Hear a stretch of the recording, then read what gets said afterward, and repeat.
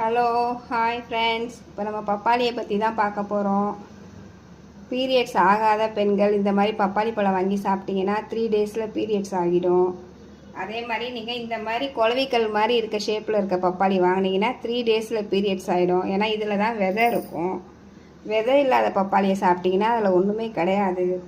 அதனால் நீங்கள் எப்போ வாங்கினாலும் இந்த மாதிரி நீட்ட ஷேப்பில் குளவிக்கல் மாதிரி இருக்கிற பப்பாளியாக வாங்குங்க. இதுக்குள்ளே தான் நிறைய விதை இருக்கும். இப்போ பாருங்கள், இதில் எவ்வளோ விதை இருக்குதுன்னு பார்க்கலாம். இதோ பாருங்கள்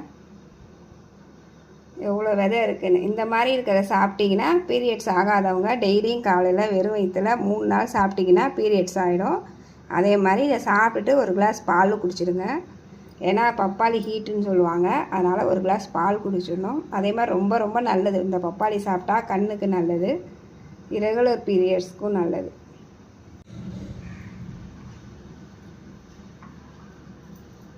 அதே இந்த விதையை நீங்கள் வேஸ்ட் பண்ணிடாதீங்க. இதை அப்படியே செடியில் போட்டிங்கன்னா செடி வளரும். இதுதான் பப்பாளி பாருங்கள். இந்த விதையை வேஸ்ட்டு பண்ணாமல் இப்போ நான் செடியில் போட போகிறேன். செடியில் போட்டு எங்கள் வீட்டில் செடியே வளர்ந்துருக்கு.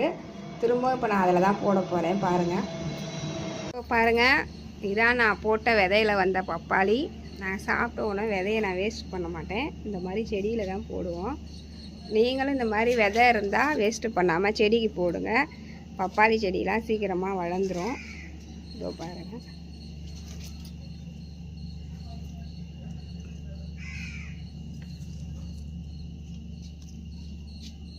அதே மாதிரி பச்சை மிளகாய் விதை இருந்தாலும் போடுங்க. பச்சை மிளகாய் நல்லா வளரும். இதோ பாருங்கள், பச்சை மிளகாலாம் வருது.